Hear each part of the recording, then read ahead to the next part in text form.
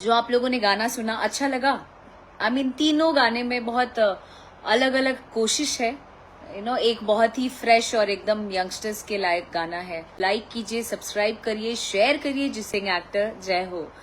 हाय रितु, बहुत मस्त लगा। विशाल श्रीवास्तव, बहुत बहुत शुक्रिया। कल आपका सॉन्ग आ रहा है ना, नवीन सिंह। हाँ जी, कल आप लोग जरूर देखना।